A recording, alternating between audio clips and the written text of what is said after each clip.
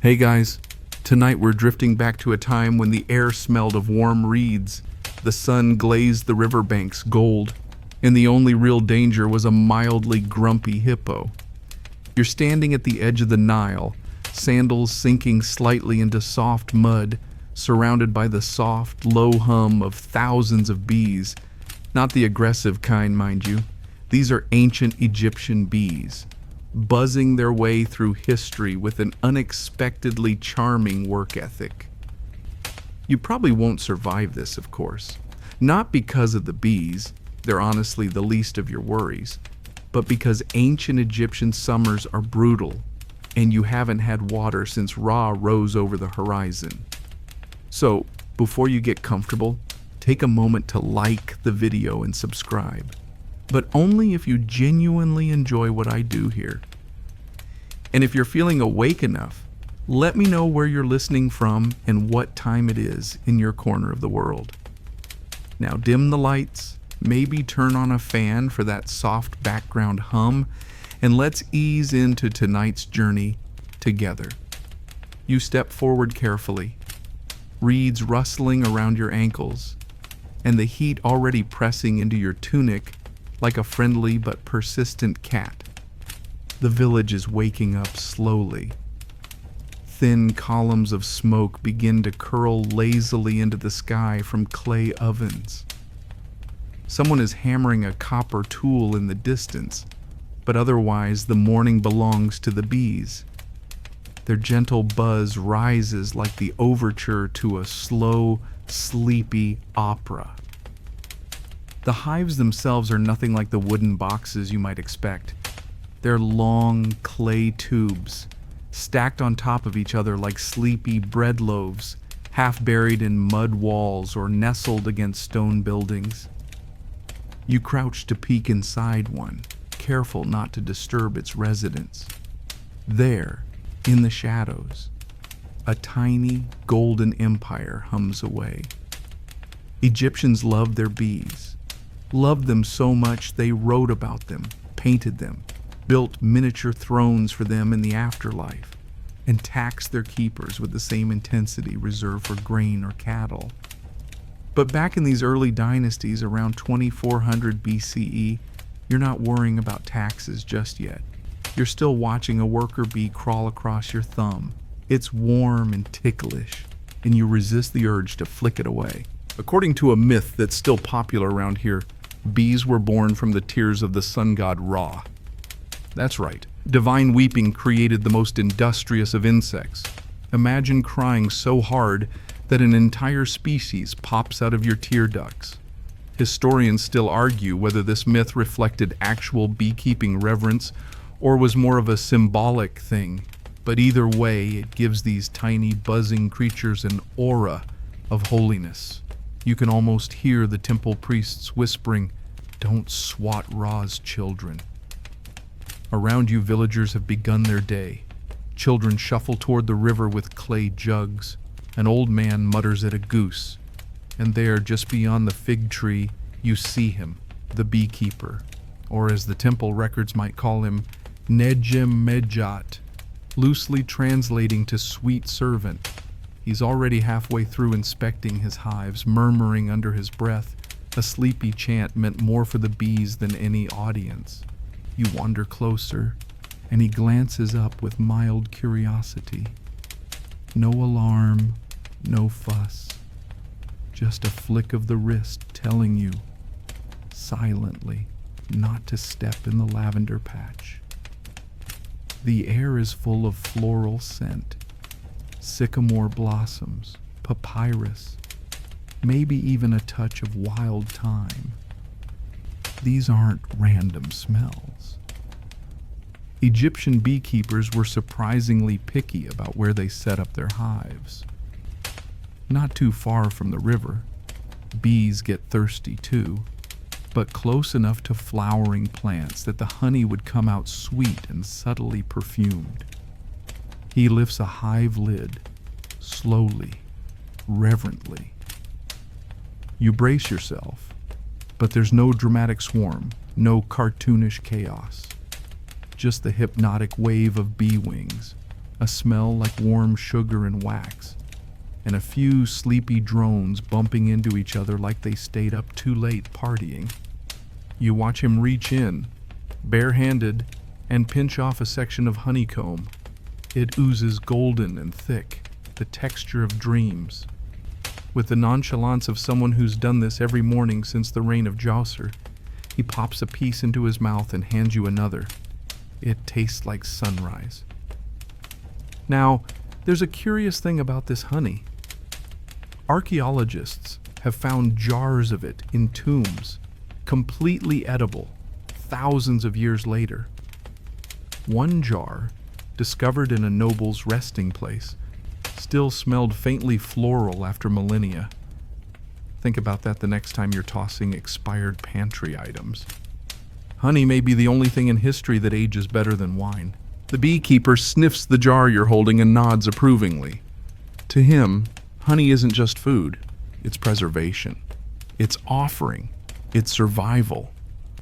In a land where death is planned meticulously, and the afterlife is an organized bureaucracy of gods and gatekeepers, honey is a form of gentle immortality. You wipe your fingers on your tunic and glance at the bees again. They've gone back to work, entirely uninterested in your awe. Their little legs coated in pollen, their mission clear, their daily schedule enviably consistent. The beekeeper, meanwhile, is now adjusting a small clay bowl filled with water. It's not for him, it's for the bees. He's placed a floating bit of bark inside so they can land without drowning.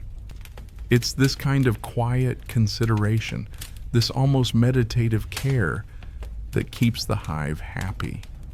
The sun is climbing now, higher, hotter. The fig tree offers some shade and you lean into it, eyelids drooping slightly. Around you the buzz continues. Not frantic, just steady, predictable. You hear a child's laughter, the creak of a wheel, the faint splash of water. But it's the bees that anchor the moment. The bees, and the man who tends them with slow, exact movements. A life of sweet repetition, of waking, listening, observing, harvesting. There's a reason why Egyptian art so often shows bees in neat little rows, like obedient students. Their world was structure. Their product was luxury. Their very being, sacred. You lean back against the tree, close your eyes briefly, and let the hum pull you further in. You're still under the fig tree, dozing lightly, when the soft jingle of bronze bells stirs you. The beekeeper has finished his morning hive checks and now begins what might be the slowest paced workday in ancient Egypt. You decide to follow him. After all, how often do you get to shadow someone whose entire job is to keep bees happy? His walk is unhurried. He stops often, sometimes to gently shoo a bee off his sleeve, sometimes just to scratch his beard and stare at nothing in particular. The village around you is fully awake now. Mud brick homes release their sleepy occupants into the sun. Chickens scratch around laundry lines, and a dog naps under a painted cart. Still, the beekeeper moves in his own rhythm, as if the world's clock ticks a little slower for him. He reaches a large stone basin and begins crushing dried herbs between two smooth rocks. You edge closer and breathe in the dusty scent, something minty, maybe a bit sharp. It's a bee repellent, he explains, in a tone barely above a whisper. A blend of herbs he rubs onto his skin to avoid stings. Not that he gets stung much anymore. The bees know him, or so he says. Historians still debate whether Egyptian beekeepers used smoke the way modern ones do. There's little physical evidence of smoking pots, but some argue that burning dried cow dung near hives might have produced a similar calming effect. Others think chanting and low humming worked just as well. You watch now as the beekeeper rubs his repellent onto his arms and begins softly humming. The same slow tune he used earlier, more of a vibration than a melody. You hum along for a moment. The sound is comforting, like a lullaby sung by the earth itself. Next comes feeding, not every day, but on dry spells when the flowering bushes go on vacation. He mixes honey water in shallow dishes and places them near the hive entrances. A full bee, he says in a language you half understand, is a calm bee. Hard to argue with that. Hard to argue. You notice how he tilts each dish slightly, never spilling a drop. Bees land, drink, and lift off again, unbothered. The calmness is infectious. Even your heartbeat seems to slow. In one corner of the yard, a series of wooden sticks are propped at odd angles. You're told they're decoys, empty hives placed to lure any wandering swarms that might be feeling rebellious. Sometimes, he says, bees just want a fresh start. You nod solemnly, pretending you understand what that feels like. As he wipes honey residue from his fingers with a linen scrap, he glances toward a low stone bench shaded by woven reed mats. Time for rest. That's another perk of the job. Long midday breaks. You join him on the bench. Nearby, a donkey sneezes quietly. While the bees work tirelessly, their keeper does not. He leans back, pulls a fig from his pouch, and chews it slowly, like he's got nowhere to be until the sun sets, and he doesn't. In ancient Egypt, time is solar, seasonal. Bees teach you patience, he says without saying it. You notice a scroll tucked into the folds of his garment. Curious, you gesture. With a shrug, he hands it over. It's a hive log. Yes, a literal hive log. Small symbols track the honey flow, bee temperament, and even notes about specific hives. North Wall hive slow today, one entry reads. Another, little swarm moved in near papyrus garden. It's like the world's slowest diary. Papyrus, ink, and meticulous handwriting, this part of beekeeping seems surprisingly bureaucratic. You learn that temples and estates hired scribes to document hive productivity. Honey wasn't just a treat, it was currency, used in offerings, in medicine, and sometimes as payment. Even humble beekeepers might report to a local official. You picture a stern overseer, arms crossed, waiting for the weekly honey count. 2 jars short again, sweet servant. The beekeeper sighs. They're molting, sir. A common excuse? Maybe. But bees do molt. Sort of. There's still scholarly debate over whether Egyptians selectively bred bees or just let nature do the heavy lifting. Some believe hives were relocated seasonally to optimize pollen access, a sort of ancient floral GPS system. Others say that's too complex for the time, but you've already seen how gently and precisely the keeper works. If he could convince a swarm to ride downriver in a clay tube, he could probably manage floral logistics. The sun is high now, heat rippling in visible waves off the packed earth. A breeze stirs the reeds, and you notice something else. A kind of melody drifting from a nearby house.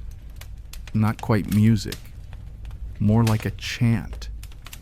A woman is singing softly as she bakes, her voice rising and falling with a rhythm that mimics bee wings. It's a lullaby to the day. The beekeeper tilts his head, listening.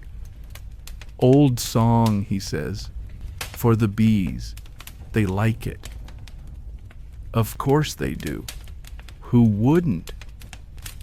You think back to the morning, how everything felt more frantic. The buzz, the activity, the constant movement. But now, in the thick of midday, even the bees seem sleepy. They float slower, linger longer on petals, and take their time returning home. You stretch your legs and lie back on the bench. Somewhere in the distance, a lute begins to play. A goat bleats. A child laughs. But these sounds blur at the edges. What you hear most clearly is the bees. Always the bees. Buzzing not as noise, but as presence. A living thread running through the air, connecting people, plants, gods, and this one tired traveler reclining under a reed canopy. You yawn. Even the dog has stopped napping and is now fully asleep. The beekeeper rises slowly, stretches, and heads toward another hive. You don't follow this time. You just watch. He opens the lid with the same grace, checks the comb, murmurs something low and sleepy. Bees respond. Or maybe they just go about their day, as they always have. You finally pull yourself off the bench, joints crackling in protest like old papyrus scrolls. The beekeeper gestures for you to follow again. This time, to the river, but not for a swim. He's pulling something along the shoreline, half hidden beneath dried palm fronds. It's a raft. Well, not the glamorous kind that floats nobles down the Nile on pleasure cruises. This one is for bees. He unties the rope, and as he does, you realize something remarkable. The hives themselves are part of the raft. Long cylindrical tubes, like the ones you saw earlier, securely fitted into a woven reed platform. It's a floating apiary, a buzzboat. Yes, the Egyptians literally floated their hives up and down the Nile to follow seasonal blossoms. You try to imagine managing bee logistics by boat and end up picturing a very annoyed swarm somewhere around Aswan getting seasick. But this was smart. By moving hives to fresh blooming areas, lotus flowers, clover, papyrus, beekeepers could boost honey production without planting a single garden. Think of it as early agriculture without the dirt under your nails. The beekeeper loads a few clay jars of honey into the raft for trade, sticky currency on a soft tide. You help push the raft into the water, where it wobbles once, then steadies. He climbs aboard, and without any drama, you're both drifting downstream, the sun glinting off the water, and bees humming softly behind you. You sit near the edge, legs dangling, watching dragonflies skim the surface like lazy airboats. Occasionally a bee bumps into your arm, unapologetic, mildly annoyed. They don't sting, just reroute. You ask the beekeeper how often he does this. He shrugs. When flowers move, we move. There's no schedule, only instinct and observation. A world without calendars, dictated by the color of petals and the strength of the wind. Historians still argue whether these rafts traveled long distances or were mostly local transport. Some say they floated all the way from Lower to Upper Egypt. Others think they just followed regional marshes. Either way, you're floating now, and the sensation is mesmerizing. Ahead, the river narrows and turns quiet. Reeds rise tall on either side like sleepy guards. The air smells green, fresh, vegetal, and strangely clean. Bees zip lazily between stalks. A heron watches you pass, too tired to be suspicious. The beekeeper hums again. Same low vibration, same rhythm. You find yourself joining in without realizing it. The raft creaks gently beneath you, wood and water speaking in soft clicks and ripples. Somewhere beneath the surface, a fish turns over. Somewhere above, a hawk cries and immediately regrets how loud it was. As you float, he points out flowers. There's white clover, delicate and bobbing in the breeze. marsh marigolds, wild flax. "Bees like these best," he murmurs. "They come back heavy." He means with pollen, of course, but you like the image of a bee returning home like a tired office worker with a briefcase full of gold dust. Soon the raft slides up to a new patch of shoreline. More reeds, more flowers. The beekeeper ties off and climbs ashore. With practiced hands, he begins unloading the hives. You help. They're heavier than they look. Warm, too, radiating a soft inner heat, like small sunstones. He wedges them into a shallow earthen bank, anchoring them with rocks and bits of wood. No fence, no guard, just trust in the bees and the quiet. You take a breath and realize the scent has changed again. More floral now, less river. You're truly following the bloom trail and your nose confirms it. Later, after the hives are secured and the bees begin reorienting themselves, the beekeeper pulls out a tiny satchel from his robe. Inside are flower petals, dried, crumbled, dusty. He sprinkles them near the hives like breadcrumbs. You raise an eyebrow. He smirks. "Old trick," he says. "They think someone's already been here. Whether it works or not, who's to say?" But it's gentle, thoughtful, oddly clever. Scholars still debate the extent of Egyptian bee cognition theories. Did they believe bees could be trained? Were they seen as divine automatons? The evidence is inconclusive, but practices like this suggest at least some intuitive understanding of insect behavior. You sit on a nearby rock while he checks the new site. Bees begin exploring, zipping between patches of clover like tiny surveyors with invisible clipboards. You close your eyes and listen. The buzz is lower now, more dispersed. It's like the difference between a crowded market and a sleepy cafe. The beekeeper returns with a small bouquet. He hands it to you wordlessly, then turns back toward the raft to fetch more supplies. You smell the flowers, sweet, powdery, and sticky with sap. You're not sure if this is a gift, a test, or just a way to keep your hands busy while he works. So you sit there, holding a wildflower bundle on a riverbank, watching bees do their ancient tiny dance. Time stretches. You think about how these bees outlived empires, how honey from this very river ended up in royal tombs, perfectly preserved, long after the pharaohs themselves had turned to dust. And yet the bees kept buzzing, kept floating, kept returning heavy. Eventually the sun begins its slow descent. The raft won't go back upriver until tomorrow. The bees will spend the night here, so will you. The beekeeper begins arranging flat stones into a circle and lights a fire with dry reeds and a bit of linen. You help gather twigs. The warmth is immediate, but it's the smoke that matters more.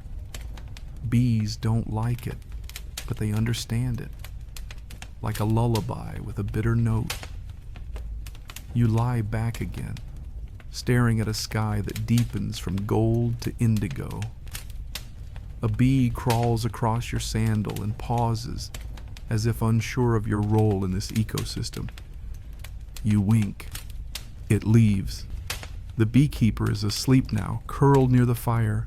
His bees are quiet, tucked into their clay tubes like scrolls in a library.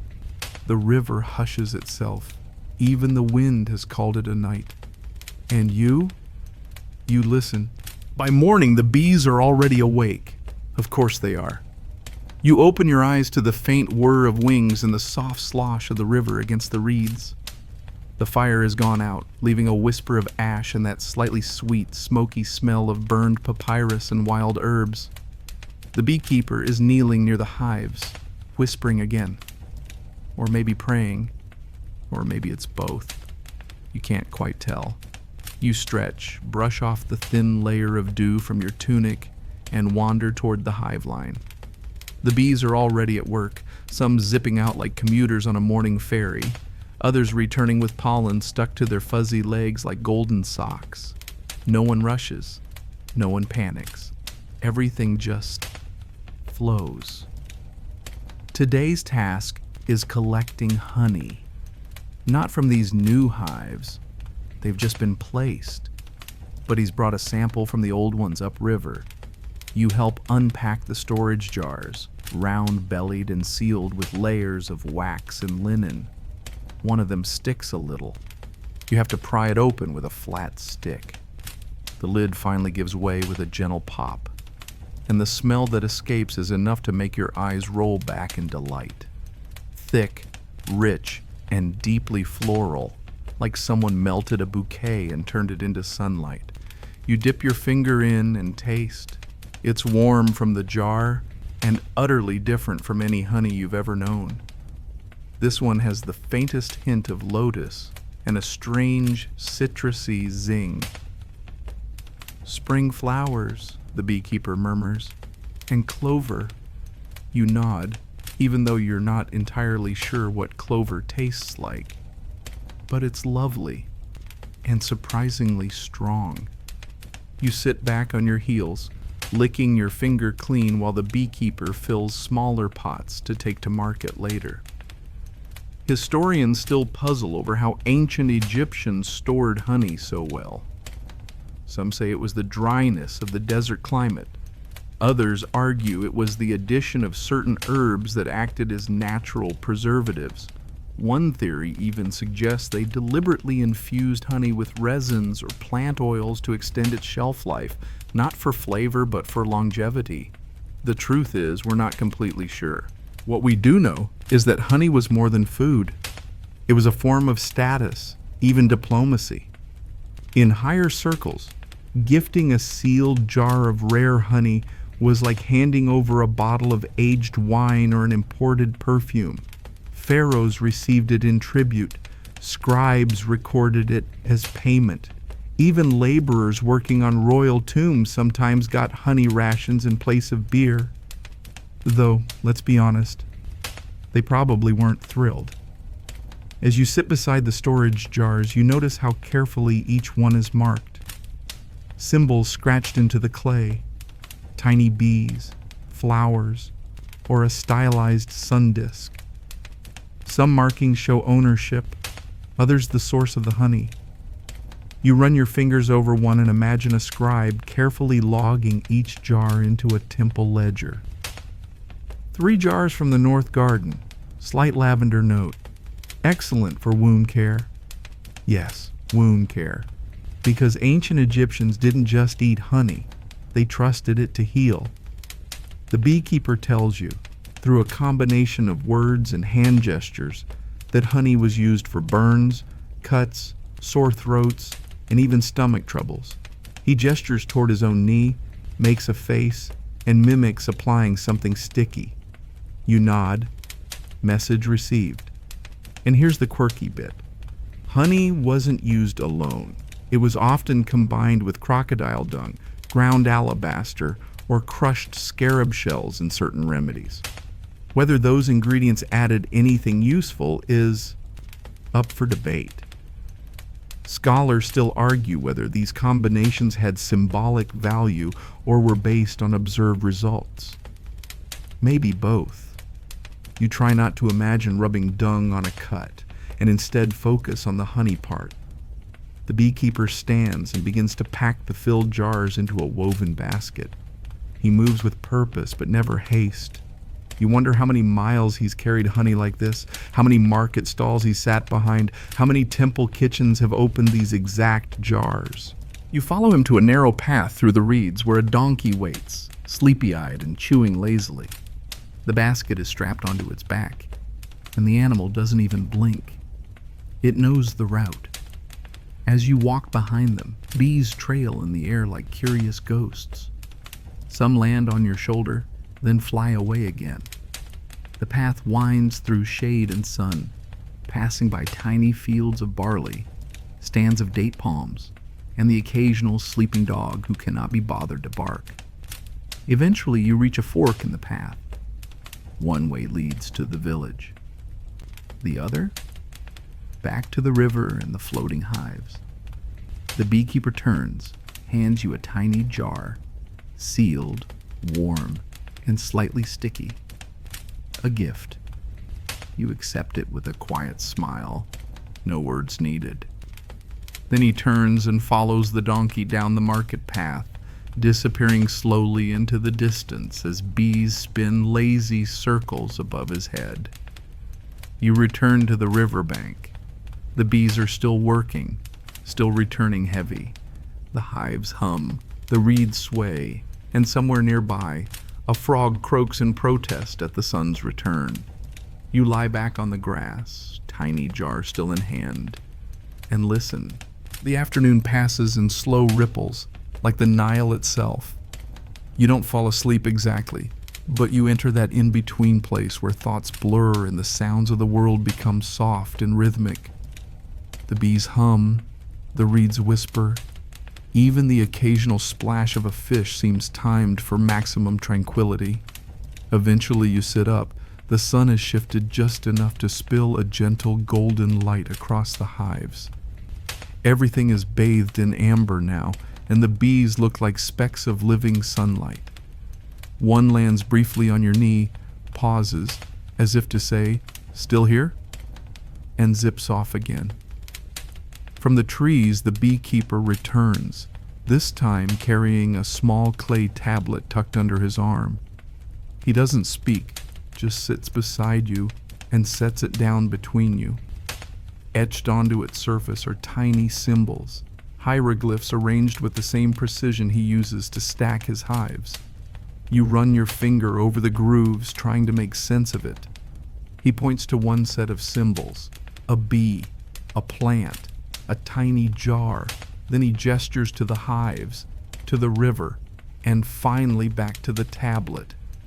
It's a record, not for taxes, not for trade, but a kind of beekeeping diary. Apparently, even in ancient Egypt, someone liked to journal. Historians have long speculated about these kinds of records. Some scrolls suggest detailed hive logs, seasonal observations, and even rudimentary guides to swarming behavior. While hard evidence is scarce, a few temple inscriptions hint at bee-related duties with enough specificity to make you think this wasn't just guesswork. This was a science, albeit a sleepy, sticky one. You notice a small glyph repeated throughout the tablet, the bee hieroglyph, one of the oldest in Egyptian writing. It represents both the insect and the concept of order, royalty, and sometimes even Upper Egypt itself. That's a lot of weight for a bug that's barely bigger than your fingernail. The beekeeper traces the glyph slowly with his thumb. Then, in one fluid motion, he smears a bit of honey on it. An offering? A ritual? You're not sure. But it feels intimate. Sacred, even. He stands, stretches, and points toward the temple that rises beyond the distant palm grove.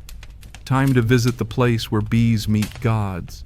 You follow, winding through soft grass and baked earth, the kind of terrain that crunches gently beneath your feet but doesn't cling. The path curves around a stand of sycamores, their leaves rustling like old secrets, and finally opens onto a broad avenue lined with small statues. The temple looms ahead, less grand than the massive stone temples of Luxor or Karnak, but still impressive. Its walls are painted with fading murals, and on several of them, bees are prominently featured, not just as decorations, but as symbols, messengers, sacred insects in the service of divine order. Inside, it's cool and shadowed.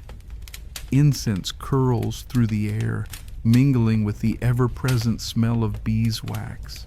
The priest you meet is older, with a slow gait and a voice like creaking wood.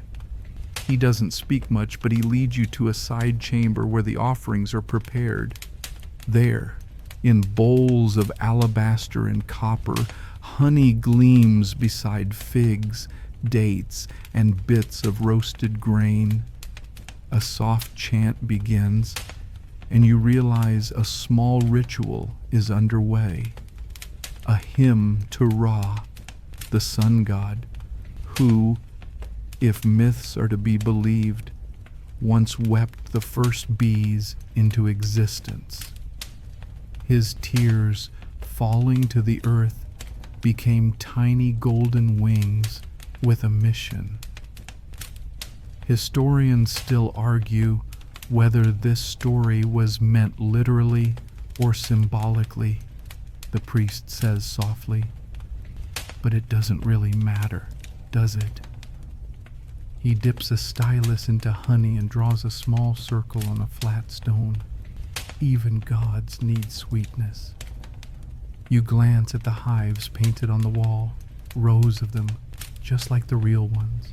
Below them, workers carry baskets. Beside them, bees fly in ordered loops, never chaotic, always purposeful. There's something comforting in the repetition, like a lullaby on stone.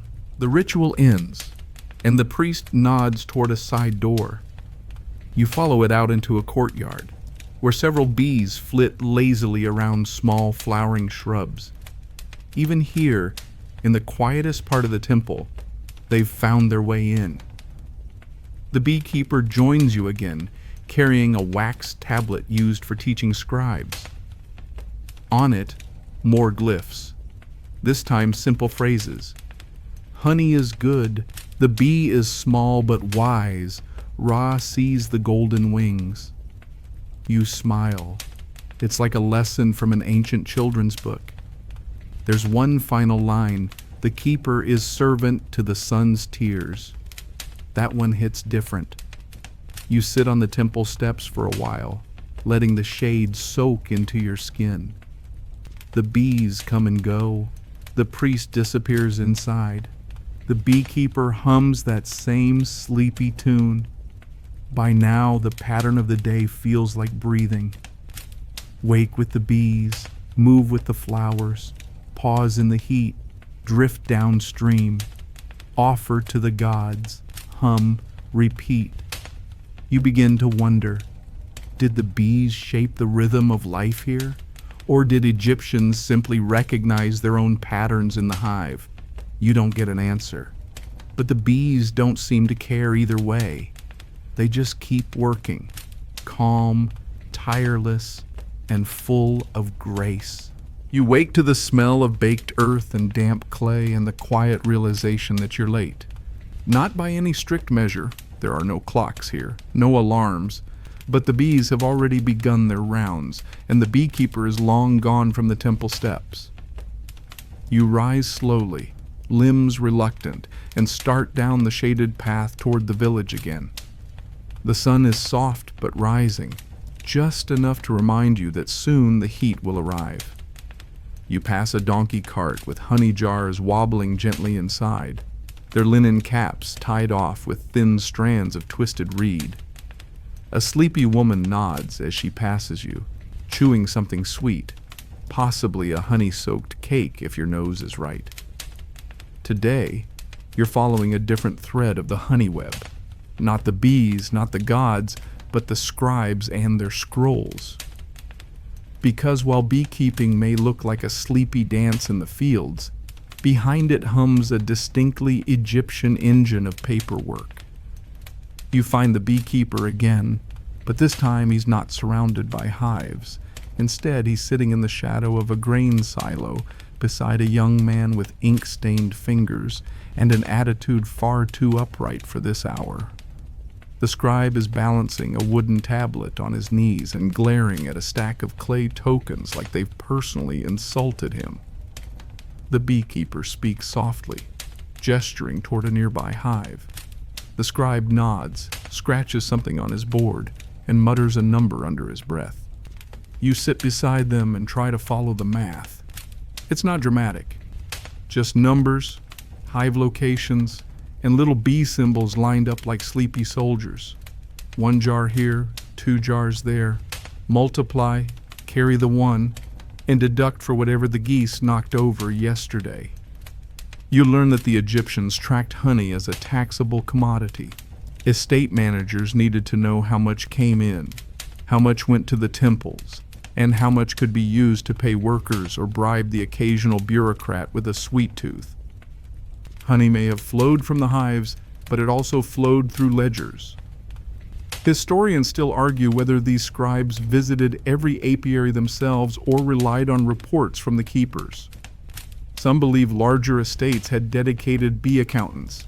Imagine that on a business card. Others think temple staff simply estimated, trusting the seasonal rhythms. Either way, you can feel the bureaucracy buzzing quietly beneath the wax. The scribe lifts a tiny pot, uncaps it, and sniffs. Not to test quality, just because it smells better than clay. He sets it down, then glances at the beekeeper and says something quick and probably passive-aggressive. The beekeeper smiles without smiling. You sense this is a familiar dance. What's striking is how seriously the paperwork is treated.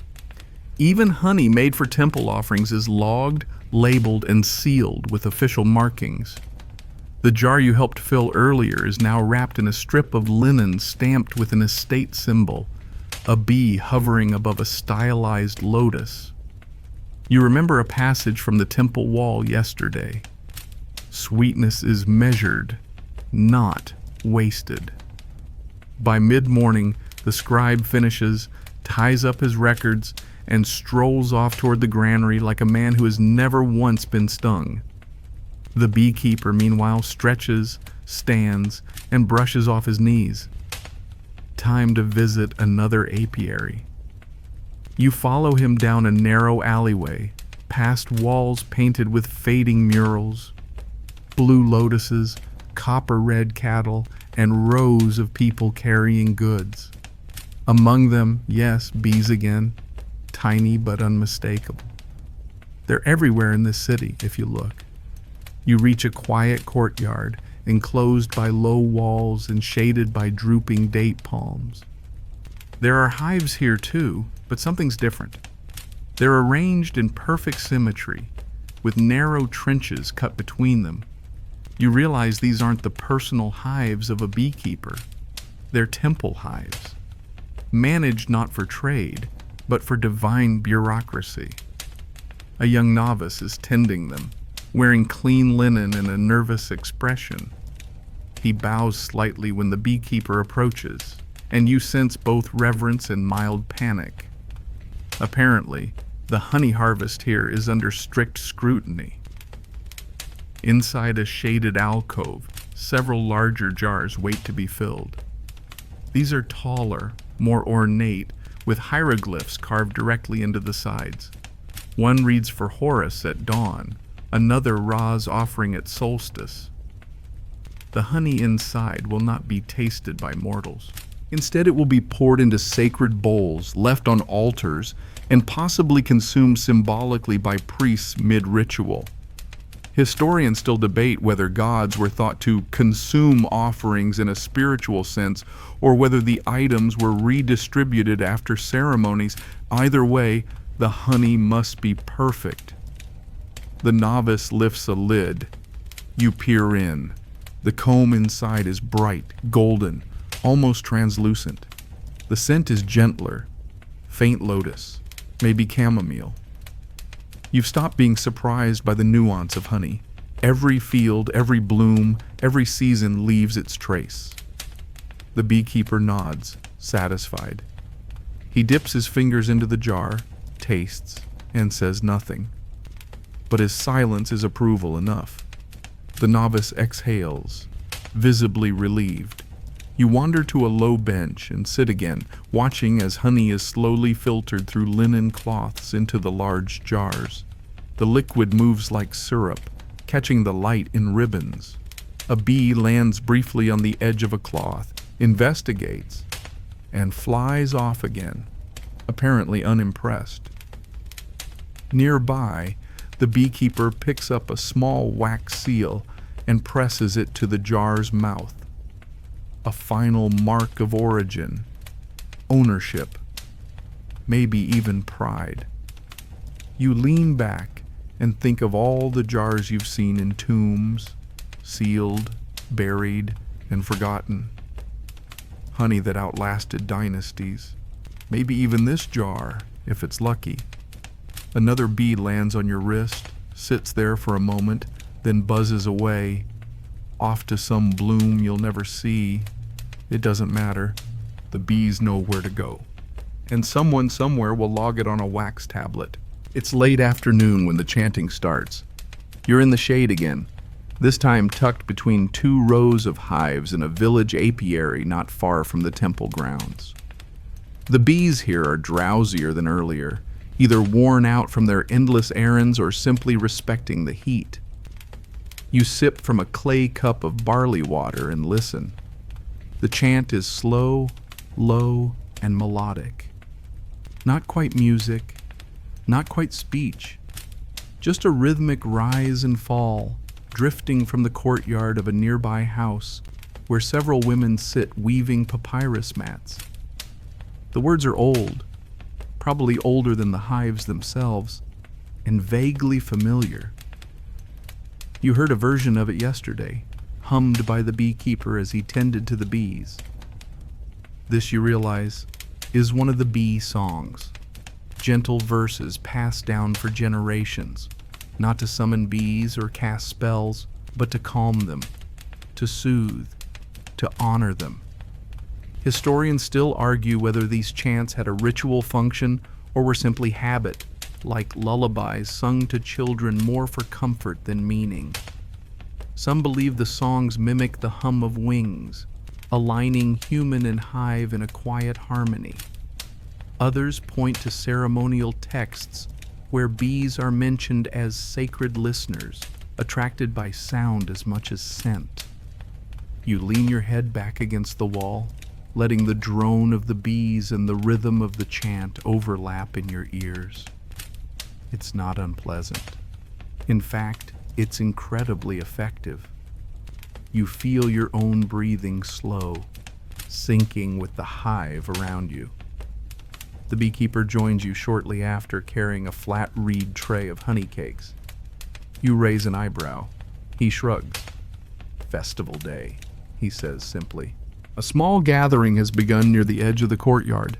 Children carry flower garlands, older women arrange offerings on low stone platforms, and someone begins to softly tap a drum, more heartbeat than rhythm. It's a local feast day, one of the smaller ones, but still a time to celebrate the gifts of the land, including, of course, honey.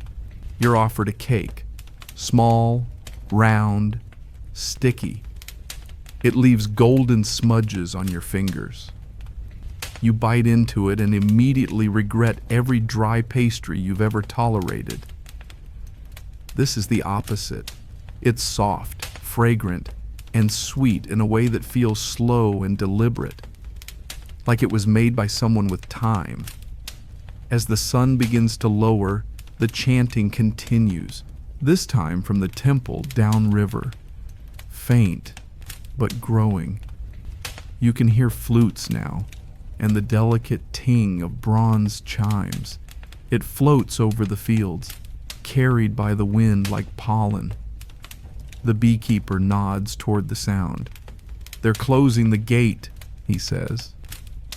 He means the temple gate, the one that marks the end of daily offerings. Before it shuts, the bees must be thanked, at least symbolically. You follow him again, feet brushing through soft grass and disturbed petals, until you reach a small altar just outside the apiary wall. There, beside a shallow bowl of water, he places a spoonful of honey on a carved stone slab. No ritualistic flourish, no long speech, just a simple act. He hums as he does it, a familiar tune now, warm and circular. A bee lands on the honey, tentatively dips a leg, and pauses. You watch in silence, aware of how quiet the world has become. Even the birds seem to be observing. Bees in Egyptian belief weren't just insects. They were divine messengers, the breath of gods. the living bridge between sky and soil. It's said they carried the words of the divine to the ears of kings. That's why pharaohs adopted the bee as a royal symbol. Not the lion, not the falcon, the bee. Imagine an empire whispering, not roaring. In some temple texts, bees are called followers of Ra and are believed to guide the sun in its daily journey. In others, their buzzing is described as prayers carried on wings. Whether poetic metaphor or sincere theology, it's clear the bee held a sacred place in the Egyptian imagination. You return to the hives and notice how, in this golden hour light, the wax seems to glow from within. The combs peek through the hive entrances like honeycomb lanterns, each cell a tiny miracle of geometry. There's one hive that catches your eye. It's older, rougher, and clearly less productive. But instead of replacing it, the beekeeper has set flowers near its base. Not for harvesting, just for honoring. "Old queen," he says, tapping the clay gently. You nod, understanding. Even in decline, this hive has a role, a history. Perhaps it once produced honey for a noble feast or a sacred offering. Now, it's allowed to rest, to buzz quietly in the background while others take up the work. In a way, this section of the apiary feels like a retirement home for bees. Slower hives, older drones, and caretakers who hum more than they harvest. The chant from the village fades as dusk draws its long shadow across the walls. Lanterns are lit. The bees return one by one, slipping into their narrow entrances like sleepy commuters finding the right doorway. You sit again beside the older hive, feeling the warmth of the day finally start to drift away. The air cools, the sky deepens, and the hum continues. Lower now, softer, like a whisper you can almost understand. The next morning begins with a yelp. Not from you, fortunately, but from a boy trying to calm a stubborn goat who has taken an unhealthy interest in a jar of honey left unattended. You watch from a safe distance as he waves his arms, curses under his breath, and finally bribes the animal with a fig to reclaim the prize. The beekeeper chuckles quietly beside you, shaking his head. "Goat likes sweet," he mutters, then gets back to work. Today, you're seeing another side of beekeeping life, the less graceful, more hands-on, occasionally sticky version that never makes it onto painted tomb walls. You're standing in the center of a courtyard surrounded by bee-related chores. Not the tranquil humming and divine rituals of yesterday, but the gritty, warm, waxy work that keeps the hive and the economy buzzing. First up, wax extraction. The beekeeper hands you a chunk of old comb, dry, crusty, and vaguely resembling a fossilized sponge. It's from one of the older hives harvested after the honey's been drained. Your job? Help melt it down. He leads you to a clay basin warmed by the sun and filled with water. Another smaller bowl, set above a flame, holds melted wax. The smell hits immediately, warm, earthy, with a hint of scorched pollen. It's oddly comforting, like sun-baked wood and sweet bread crust. You drop the comb into the water, watching it soften and separate. As it melts, he skims the surface with a flat reed, gathering the floating golden wax and pouring it into molds shaped like pebbles. These wax nuggets will be used for sealing jars, waterproofing baskets, even polishing tools. Some might end up as offerings, others as currency in quiet trades. Historians believe wax was nearly as valuable as the honey itself. While not used as lavishly, it had dozens of purposes. It was especially prized for its role in embalming, sealing papyrus scrolls, and crafting amulets. You try shaping one of the nuggets yourself. It ends up lopsided and oddly lumpy. The beekeeper inspects it with a look of pure, unbothered indifference and tosses it into the maybe later basket. Next, filtering. In a shaded corner, large linen cloths hang like sleepy ghosts over wide-mouthed pots. You help pour freshly harvested honey through the cloth, watching as it slips through in lazy amber streams, leaving behind wax crumbs and the occasional unfortunate bee leg.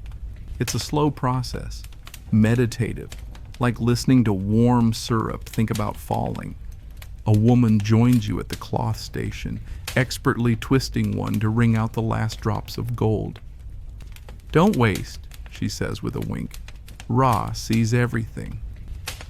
She hands you a flat reed tray and gestures toward a row of half-filled jars. Top them off. You move slowly, not out of reverence, but because everything here seems to happen at half speed. No one rushes. No one barks orders. Even the bees seem to respect the tempo. Later, you help carry the sealed jars to a small storeroom. The walls are cool and thick, designed to hold the warmth out and the scent in. The air inside is rich with honey, thick enough to taste just by breathing. The jars are stacked carefully. Each one has a small symbol etched into the side, often just a line or dot, sometimes a stylized flower or a rudimentary bee. It's an informal system, but it works. You can tell which hive produced what just by reading the jars. Some even have nicknames scratched in. One says Lazy Swarm, another reads River Bloom. You wonder who names them. The beekeeper hands you a damp cloth and gestures toward a nearby boy, barefoot, freckled, arms covered in sticky smudges. The boy is crouched near a hive, holding a smoker. Yes, finally, some smoke. He puffs gently into the hive entrance, not to drive the bees out, but to calm them. The smoke here isn't harsh or angry. It's made from dried herbs and wood shavings, producing a mellow, earthy fog. The bees retreat slightly, not out of fear, but because it masks their alarm signals. It's as if someone's dimmed the lights and told them to take 5. The boy lifts the lid, checks the comb, and gives a shy nod. You get a turn. The beekeeper stands behind you as you approach the hive with a fresh smoker in hand. You're nervous, more about embarrassing yourself than getting stung, but the bees barely notice you. A few inspect your wrists. One lands on your ear, vibrates a little, and moves on. You puff the smoke, wait, and lift. Inside, the comb glows. It's partly harvested, some cells empty, some full and capped. The scent is stronger than before. Sweet, yes, but layered. Flowers, wax, even something musky and old. You understand now why people become obsessed with this. It's addictive, in a quiet, syrupy way. Historians still argue whether every village beekeeper had access to this kind of hands-on work, or whether it was reserved for temple-appointed workers. Some scrolls mention highly trained specialists, bee whisperers, you might say, while others imply it was a shared community effort. Here it feels like both. Everyone knows bees. Everyone respects them, but only a few tend them. Back in the courtyard, you help clean tools in a shallow trough. The water is cloudy with wax and specks of pollen. A woman next to you scrapes honey from a reed knife, licks her finger and smiles. "Best job," she says. You nod. It's not glamorous. It's not heroic, but it feels whole. As the sun begins to slip again toward the horizon, the hive entrances glow like little fire pits. The bees return, heavier than they left. Some wobble on landing. Others zoom straight in with military precision. They know their way. They know their rhythm. The courtyard quiets. The goat, still sulking, is tied to a post and chewing on his fig leaf. The children disappear one by one into their homes. You sit on a step, hands still sticky, hair smelling faintly of smoke and honey. You've done no divine offering today, no temple ritual, just chores. Filtering, melting, lifting, carrying. And somehow, it's deeply satisfying. You feel useful, connected, like part of the hive. The night comes quietly, as it always does here. You've come to expect it now. The way the wind cools just enough to lift the hair on your arms, the way the bees tuck themselves in without complaint, the way light drains from the sky like water from a shallow dish. Tonight, you've been invited somewhere unusual, not to a temple, not to the beekeeper's courtyard, but to a tomb. Well, not quite a tomb yet. A tomb in progress.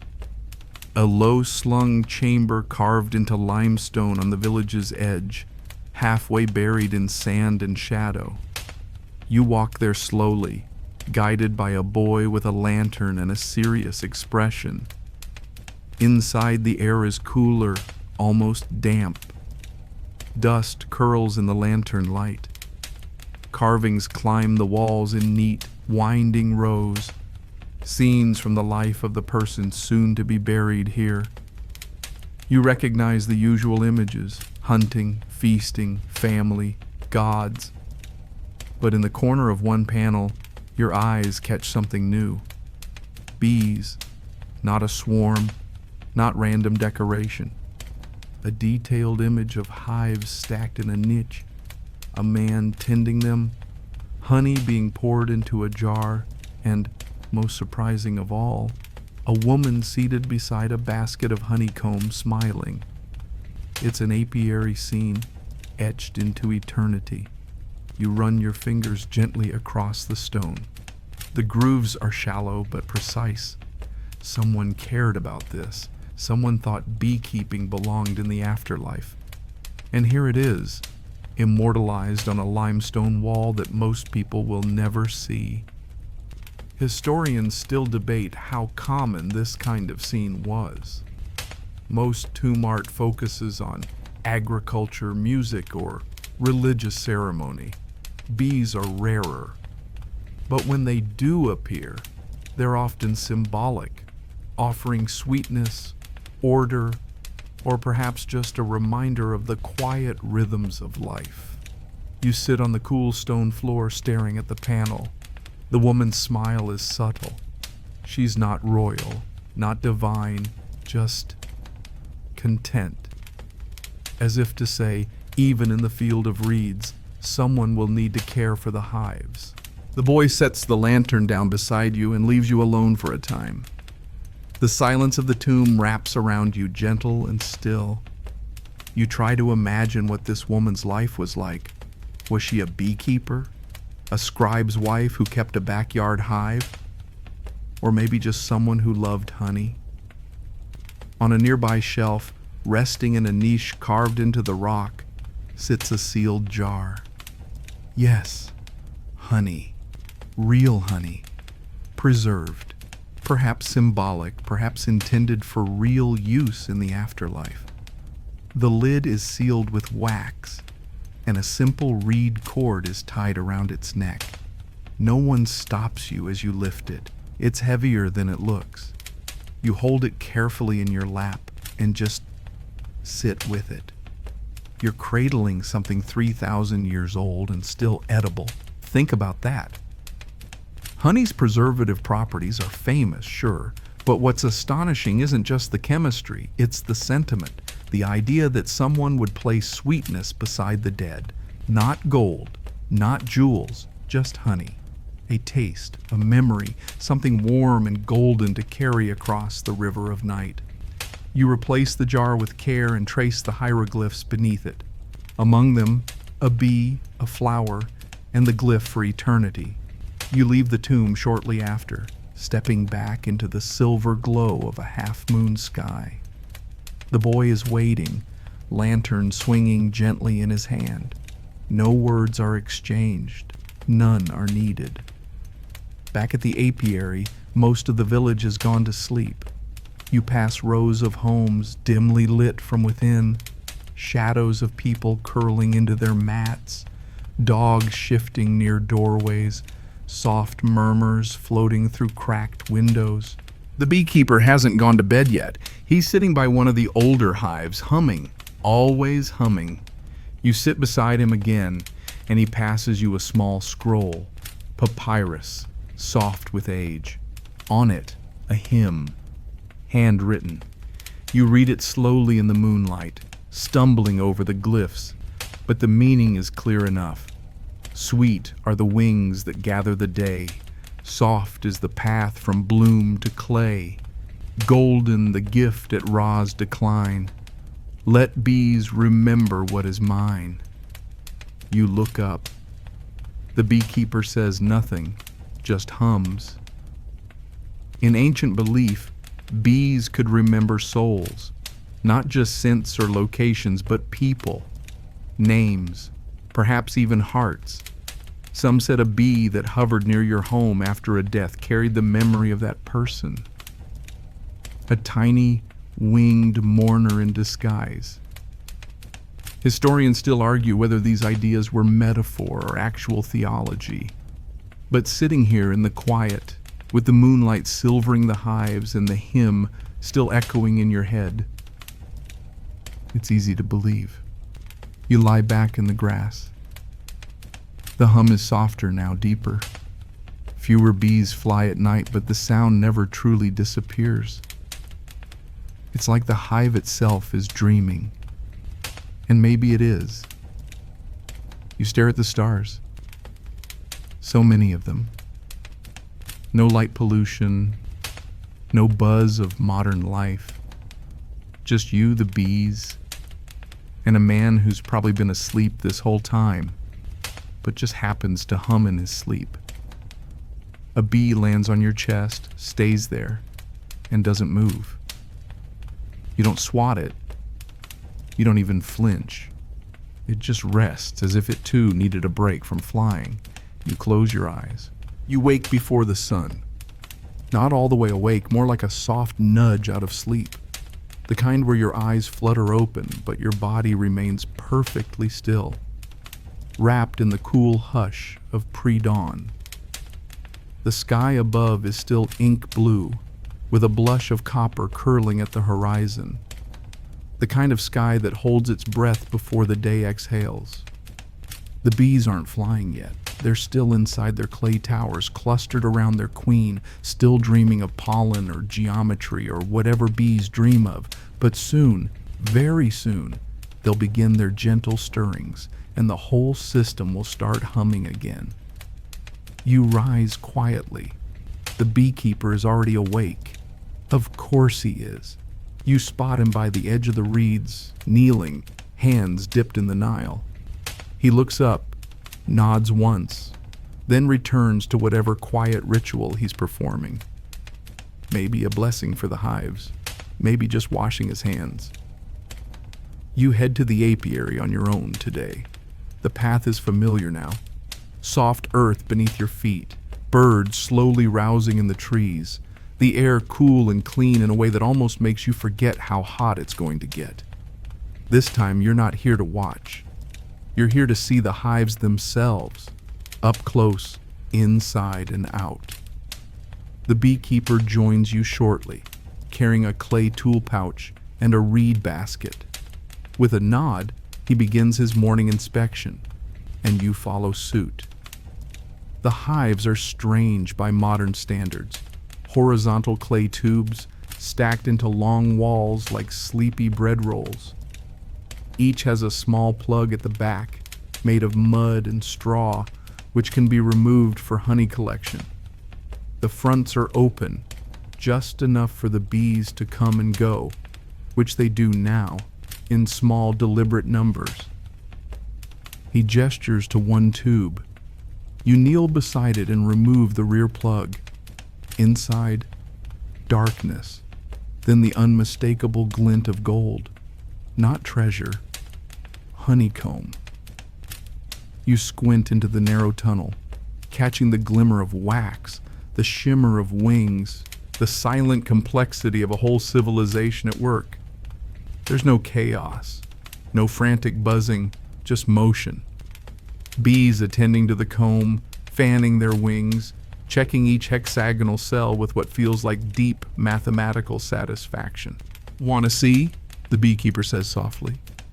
You nod, and he hands you a curved bronze tool, delicately shaped, polished with use. Together, you extract a section of comb from the back of the tube. It slides out reluctantly, as if not quite ready to leave its home. It's heavy, warm. The wax glows softly in the morning light. Some cells are open, thick with amber honey. Others are capped, sealed in perfect geometric lids. You hold it close, watching as one bee clings to the edge, dazed but unalarmed. Historians still debate the origin of these horizontal tube hives. Some say they came from Nubia. Others argue they're native to the Nile Delta. Either way, they worked beautifully. Compact, portable, easy to maintain, and, crucially, suited to the hot Egyptian climate. Modern hives with their boxy frames and removable trays might look more efficient. But these clay tubes have a kind of elegance to them. They're timeless. You can see why they lasted thousands of years. The beekeeper cuts the comb gently into two sections, one for temple use, one for trade. The rest is returned to the hive, bees and all, with the plug carefully reset. No drama, no waste. Everything as it should be. You spend the rest of the morning inspecting hives, learning which ones are more productive, which ones are growing slower, which queen is likely nearing retirement. Yes, they know. They can tell. Something in the tempo of the hive, the spacing of the comb, the frequency of the buzz. One hive has become moody. You notice fewer foragers, more drone activity. The beekeeper watches it for a while, then shrugs. Maybe a new queen soon. He doesn't seem worried, just observant, as if he's seen this exact pattern 100 times before. He lets you take the lead with the next hive. Smoke first. Gently, not too close, then the plug, then the comb. You're getting the hang of it. Your movements are slower now, more deliberate. You're not worried about getting stung anymore. The bees don't see you as a threat. You're part of the routine now. While checking the last hive, you find something unexpected. A comb that's been abandoned, half-built, irregular, streaked with darker wax. It looks like it was started, then stopped. The bees gave up, moved on. The beekeeper frowns slightly, touches the edge, and murmurs something you don't quite catch. A superstition, perhaps, or just disappointment. Still, he doesn't discard it. He places it gently in a separate basket, as if even failed efforts deserve respect. Historians believe some hives were retired this way, quietly, respectfully, a sort of bee hospice, where the queen's final days were allowed to unfold naturally. Others were dismantled, cleaned, and reseeded. There's no one rule, just attention, just care. As the sun climbs higher, your shirt sticks to your back, and the bees move faster. They zip past you now with purpose, no longer meandering. The hive has momentum again, and the day has truly begun. You sit in the shade of a fig tree and watch as the beekeeper wipes his brow, sips from a clay jug, and lets the bees do the rest. You think back to the comb you held this morning. Warm, golden, absurdly perfect. It's hard to believe that something so structured could come from so much softness, from wings, from whispers, from sleep. The sun is high now, hammering the earth in waves of dry heat. Even the bees slow down in this part of the day, not stopping, but adjusting, flying closer to the shade, taking longer rests inside the hive. You follow their lead and find a patch of dappled shadow beneath a palm tree, where the beekeeper has already flopped down, sandals off, chewing slowly on something that looks suspiciously like dried fig mixed with honey. You sit beside him, grateful for the pause. Your arms are sticky, your tunic is stained with smudges of wax, and there's probably a bee somewhere tangled in your hair. But none of it bothers you. This work, like the bees themselves, becomes less irritating the more you understand it. Less about swatting, more about listening. The beekeeper tilts his head and mutters something that sounds like short swarm. You follow his gaze and see a thin ribbon of bees looping through the sky like a lazy fish. It's not a full swarm, but a splinter group. A bee rebellion. You both rise, watching as the rogue bees hover uncertainly above the hives. This is where things get interesting. Sometimes, when a hive gets too crowded or a queen starts to decline, a portion of the colony breaks off. A new queen is chosen, or more often, several are reared in secret like royal understudies. Then, boom, half the hive just leaves. The beekeeper springs into action, pulling a few tools from his satchel. You jog to keep up as he heads toward the edge of the village, where a thicket of low trees offers the kind of temporary landing site bees seem to love. Sure enough, the swarm settles in a shaded fig tree, clustering like a pulsing golden fruit. The mass hangs heavily from a branch, writhing slightly as bees adjust their grip. It looks chaotic, but there's method to the madness. The beekeeper circles the tree, inspecting. He hums under his breath again, not loudly, but just enough to match their frequency. Then he turns to you and raises his eyebrows as if to say, "Ready?" He brings out a large clay jar, bigger than the others, and smears a thin line of wax along its inner rim. Then, using a curved knife, he gently cuts the branch supporting the swarm. It drops slightly, but he catches it, cupping the mass of bees like you might carry a bundle of sleepy kittens.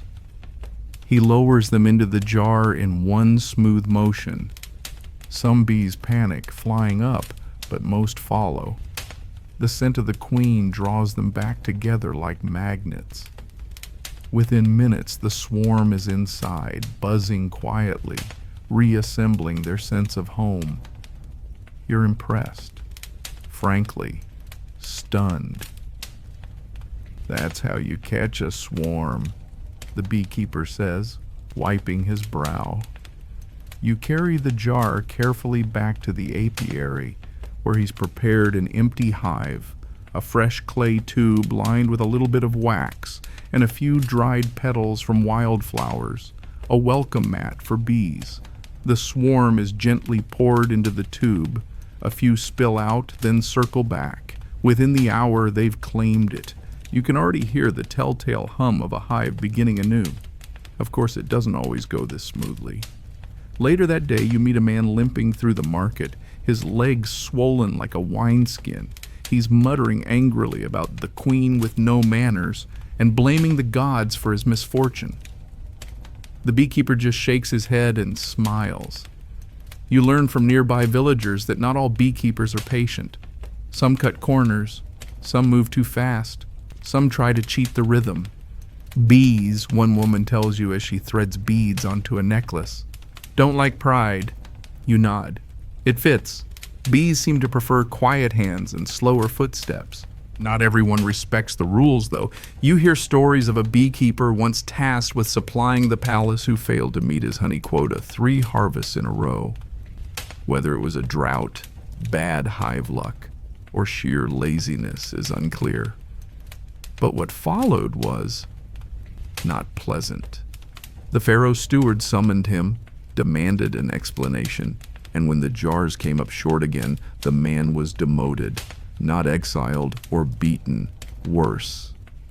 He was assigned to latrine duty, a serious dishonor second only to working in fish processing, a fate that, frankly, even the bees might pity. You chuckle at the story until you realize it might not be a story.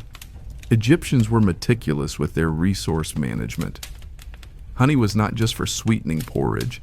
It was used for medicine, religious rites, trade, and diplomacy. Shortfalls weren't just disappointing. They were borderline treasonous. Historians still argue whether honey quotas were managed locally or if central authorities tracked them more aggressively in dynastic capitals like Thebes or Memphis. Some believe scribes made regular rounds, checking hive output like ancient IRS agents with papyrus clipboards. Others think local estates were trusted to self-report.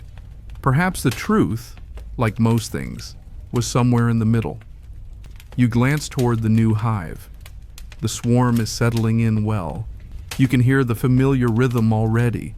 Fast wing beats inside, slower ones outside. Order returning. A society reforming itself from chaos, using nothing but wax, pheromones, and patience. The beekeeper watches too. He's whittling a small wooden stick with surprising delicacy for someone who spent the last hour hauling a jar full of airborne ambition.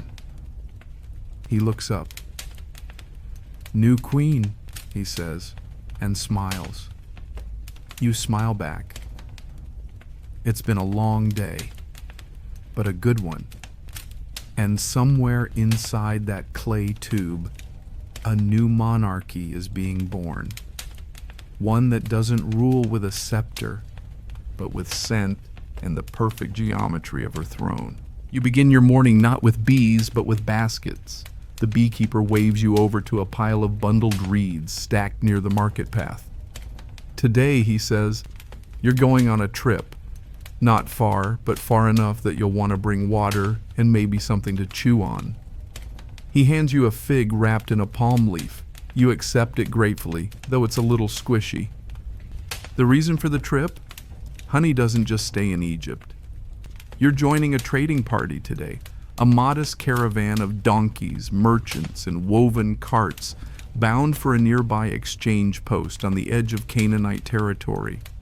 It's not an international summit or anything grand like the expeditions to Punt, but it's trade. And in this world, that means honey. Historians know that Egypt, for all its internal wealth, had a sweet tooth for foreign exchange. Honey from southern regions like Nubia was said to have a darker color and stronger flavor. Meanwhile, aromatic honeys from eastern lands, Syria, Canaan, even Cyprus, were considered exotic delicacies. The Egyptians, for their part, exported their golden nectar in clay jars, stamped with bee glyphs and estate symbols.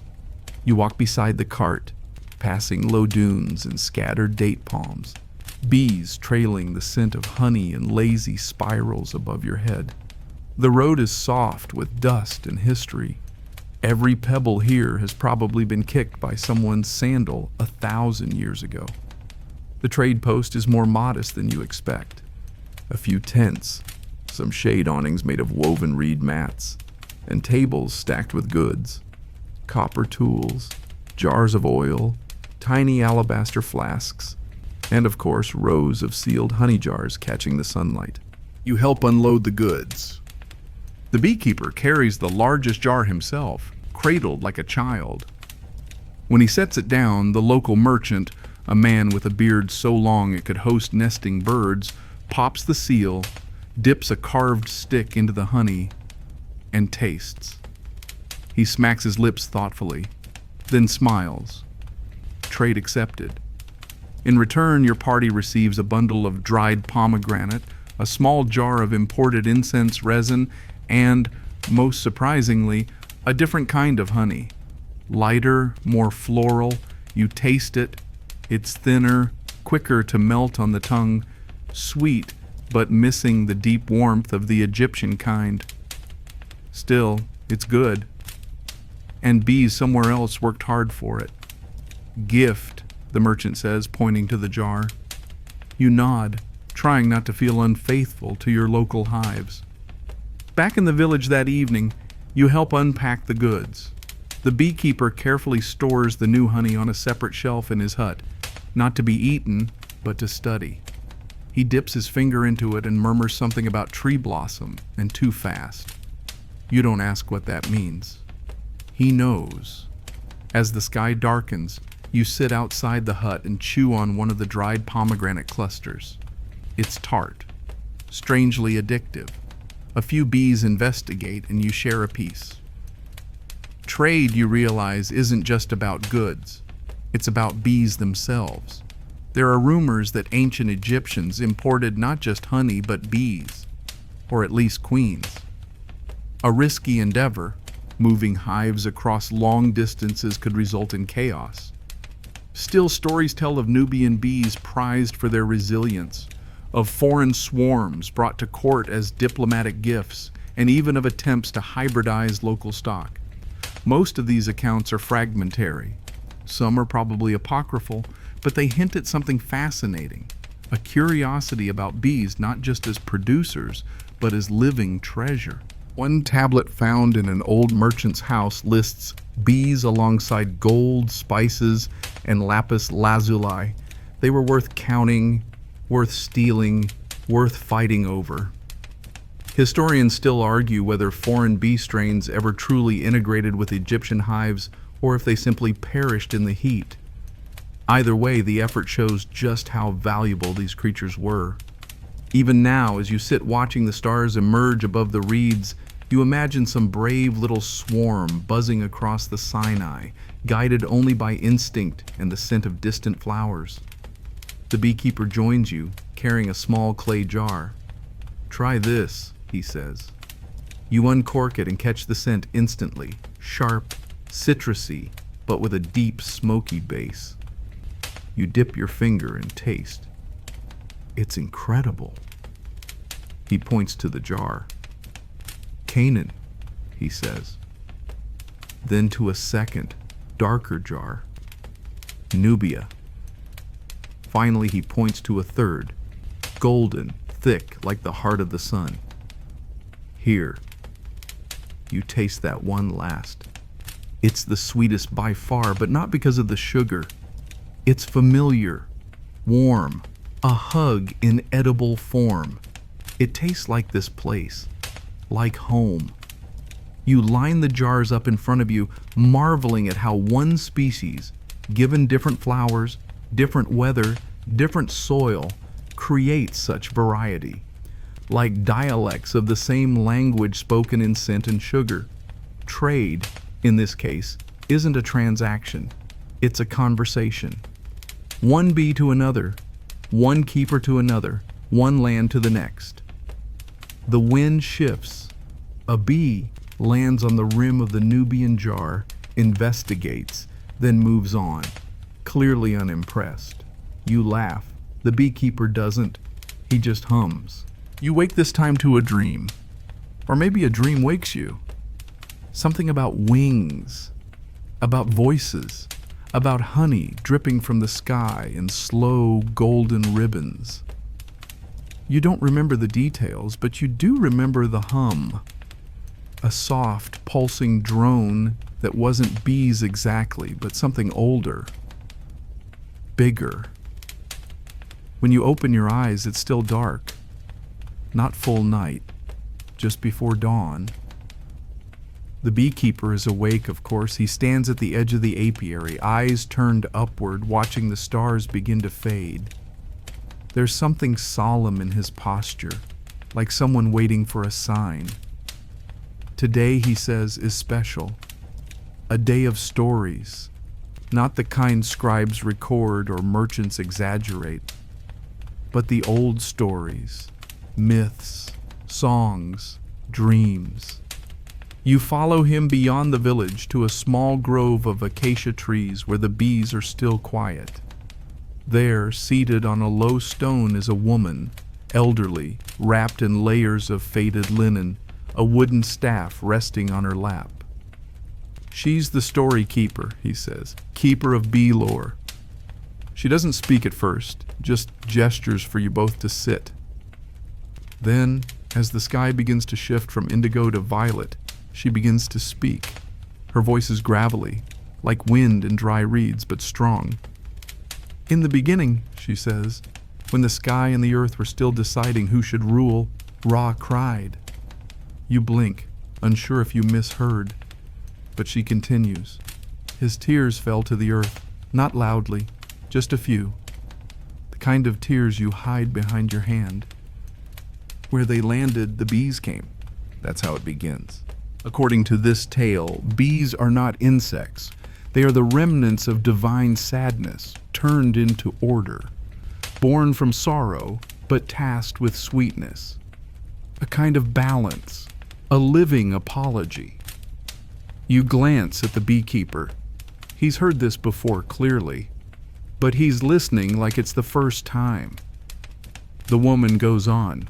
She tells of how bees once carried messages for the gods, how they flew between temples carrying tiny bundles of pollen mixed with prayer, how they whispered secrets to pharaohs in their sleep, how one queen, perhaps mythical, perhaps not, kept a hive so beloved that when she died, her bees refused to leave, buzzing mournfully around her tomb for weeks. You ask if the story is true. She shrugs. "Some stories are true because they are told." You don't press. In another tale, bees are guardians, tiny soldiers assigned to the gardens of the afterlife. They ensure the flowers keep blooming, that the fruit trees stay sweet, and when a soul arrives that has lived kindly, they are welcomed by a swarm of bees who show them the way. If the soul was cruel, the bees stay silent. Historians still argue whether bees had this kind of symbolic weight in ancient theology. Certainly, they were associated with Ra, the sun god, and used in temple offerings. But were they spiritual guides? That's less clear. Most scholars treat these tales as folk tales, not formal doctrine. But here, in the soft blue of morning, with the bees beginning to stir and the acacia leaves rustling above, it feels real enough.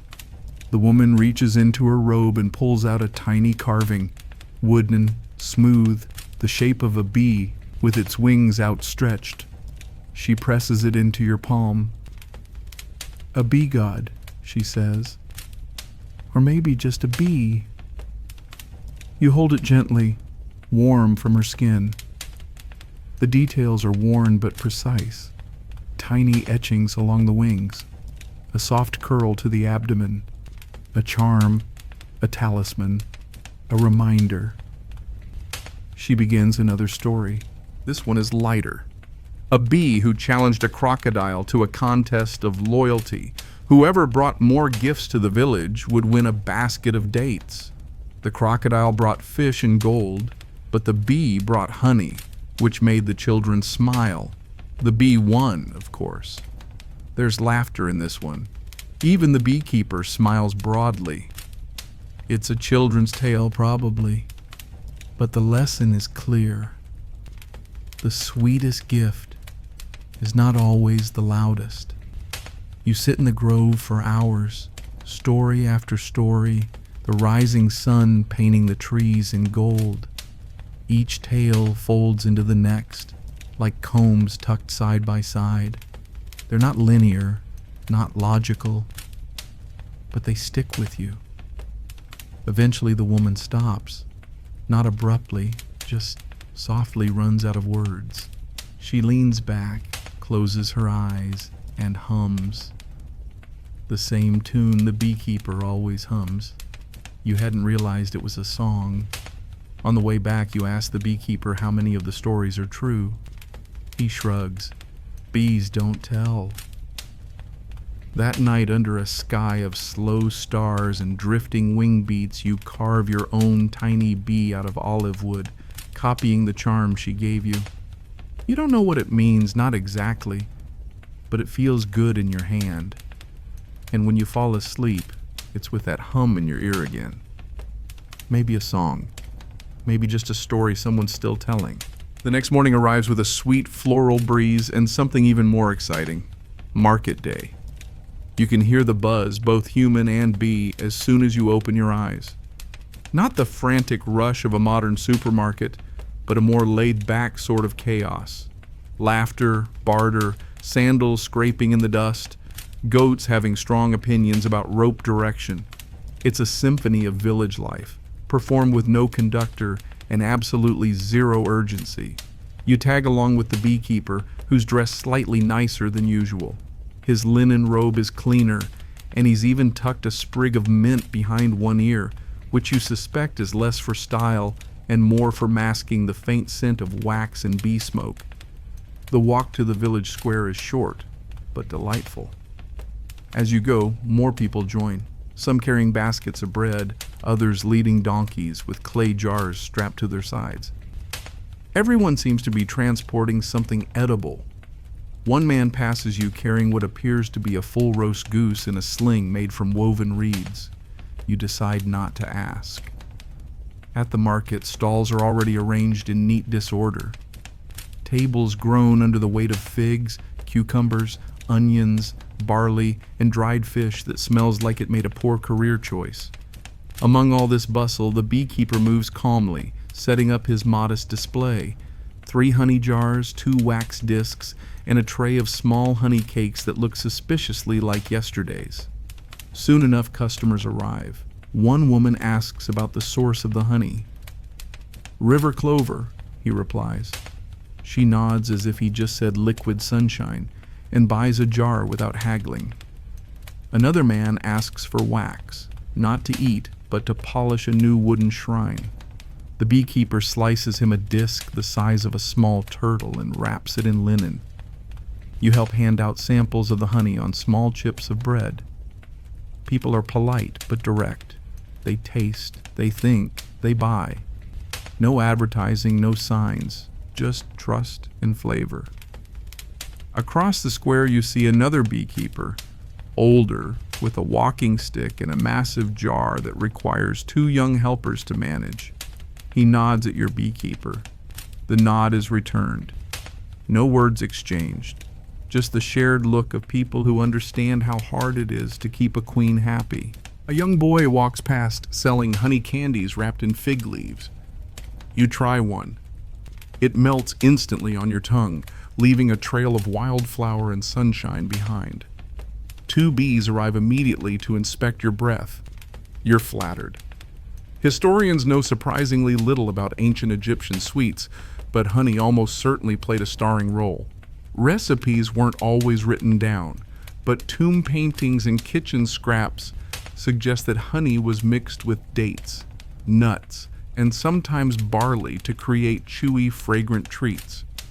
Often used in festivals or as offerings, these sweets were more than snacks. They were tiny, edible rituals.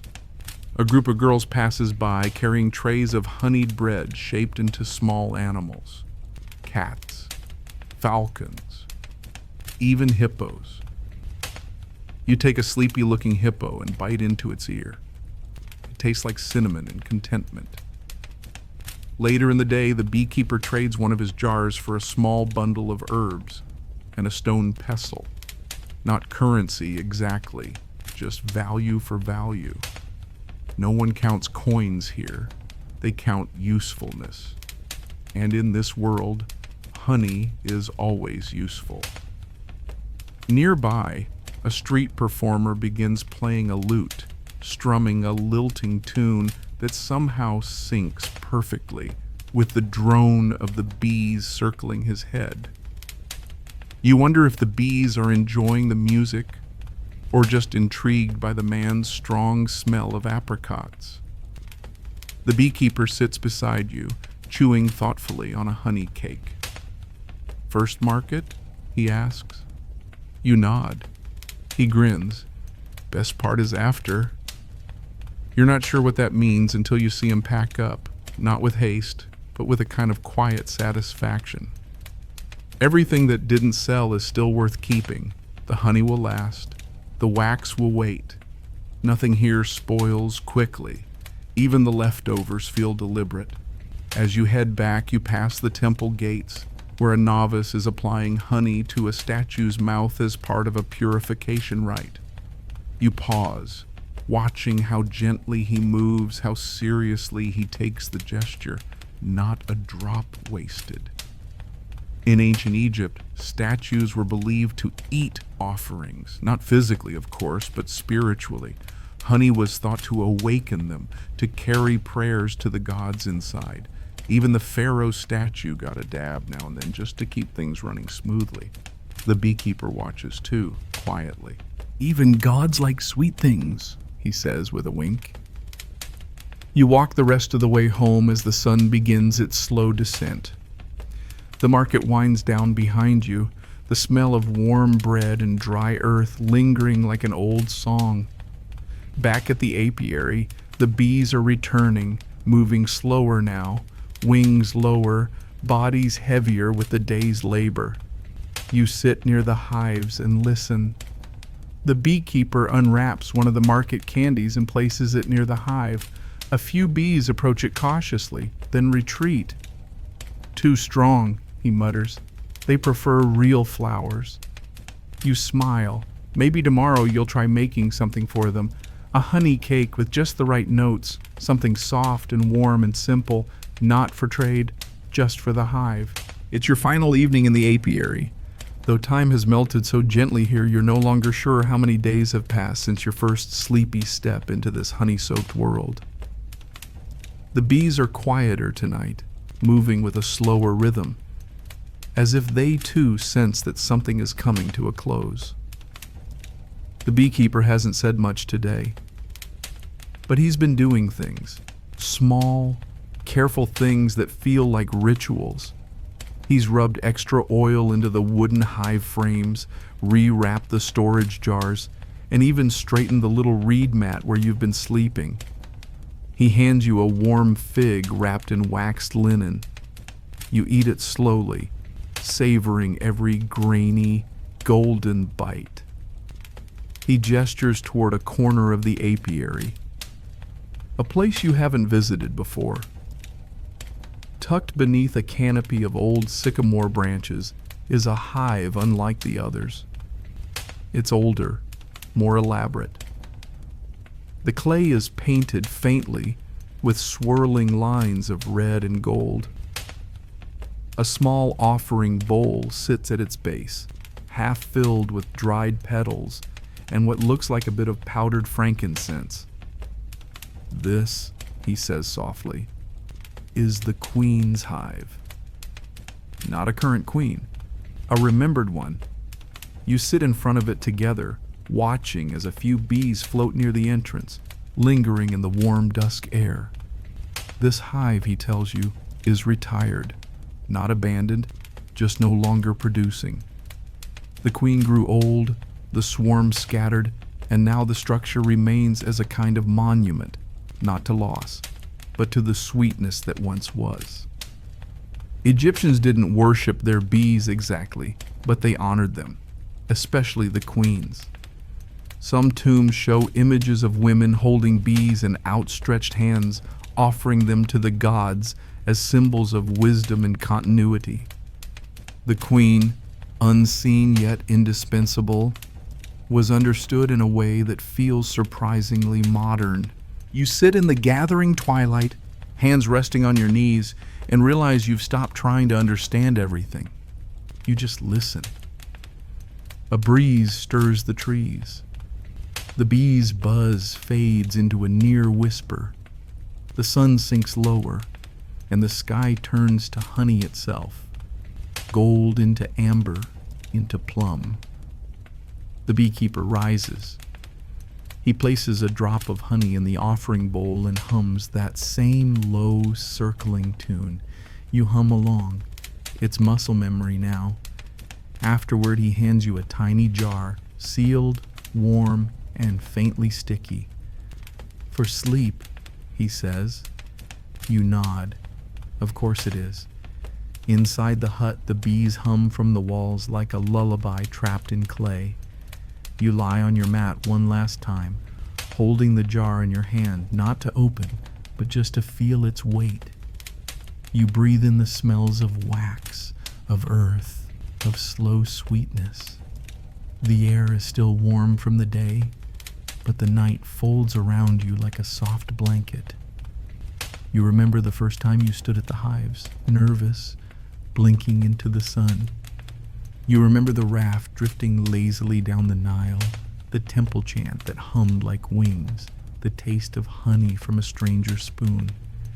You remember the old woman's story about Ra's tears, and now the queen's hive waits in silence behind you, bees at rest, history sealed in golden hexagons. You close your eyes. Now everything slows.